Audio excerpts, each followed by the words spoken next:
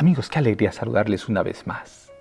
Es un gozo, es un privilegio estar nuevamente frente a los micrófonos para llevar un mensaje de fe, de amor y de esperanza. El día de hoy pedimos la dirección a nuestro Padre Celestial para que Él dirija nuestros labios y también pueda bendecir a cada oyente para que el mensaje pueda caer en la tierra precisa, en la tierra excelente, para que dé fruto al 100%. Padre amante, ilumínanos con tu palabra. Lámpara es a nuestros pies tu palabra y lumbrera a nuestro camino. Gracias, Señor.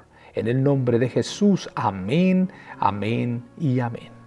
Le damos una cordial bienvenida, amigo y servidor, Pastor Pedro Remigio Olivares. Bienvenidos a nuestro pan cotidiano. El día de hoy te presento La vida abnegada de Cristo. Es nuestro libro de texto.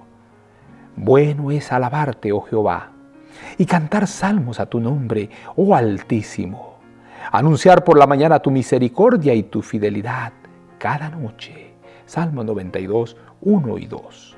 El cristianismo práctico significa trabajar junto con Dios cada día, trabajar por Cristo, no de vez en cuando, sino continuamente. Ser negligentes en revelar la justicia práctica en nuestra vida es una negación de nuestra fe y del poder de Dios. Dios está buscando un pueblo santificado, un pueblo puesto aparte para su servicio, un pueblo que va a escuchar y aceptar la invitación. Llevad mi yugo sobre vosotros y aprended de mí. Mateo 11:29. Con qué fervor Cristo realizó la obra de nuestra salvación. Qué devoción reveló su vida mientras procuraba dar estimación a la humanidad caída mediante la imputación de los méritos de su propia inmaculada justicia a cada pecador arrepentido y creyente. Cuán incansablemente trabajó en el templo, en la sinagoga, en las calles de las ciudades, en los mercados, en el taller a la orilla del mar y entre las colinas predicó el evangelio y sanó a los enfermos. Dio todo de sí con el fin de poder obrar el plan de la gracia redentora. Cristo no estaba bajo obligación para realizar este gran sacrificio. Se prestó voluntariamente para sufrir el castigo del transgresor de su ley.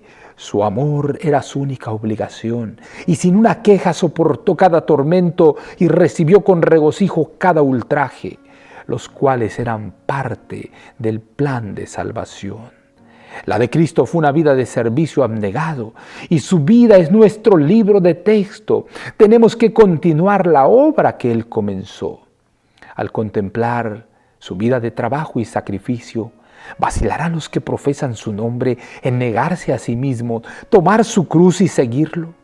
Él se humilló a sí mismo hasta lo más profundo para que pudiéramos ser levantados a las alturas de la pureza, la santidad y la integridad. Se hizo pobre con el fin de poder llenar con la plenitud de su riqueza nuestra mísera alma. Sufrió la cruz de vergüenza para que pudiera darnos paz, descanso, gozo y hacernos partícipes de la gloria de su trono. ¿No deberíamos apreciar el privilegio de trabajar para Él y estar ávidos de practicar la abnegación y el renunciamiento por Dios? ¿No deberíamos devolverle a Dios todo lo que Él ha redimido, los afectos que ha purificado, el cuerpo que ha comprado para ser guardados en santificación y santidad? De Rabbi Anger al 4 de abril de 1912. Cariñoso Padre, gracias por tu amor.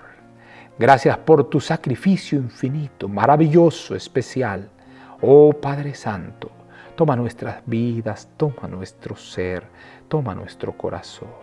En tus manos entregamos, Señor. En tus manos entregamos nuestra vida. En el nombre de Jesús. Amén, amén y amén. Jehová te bendiga y te guarde. Jehová haga resplandecer su rostro sobre ti y tenga de ti misericordia. Jehová alce a ti su rostro y ponga en ti paz.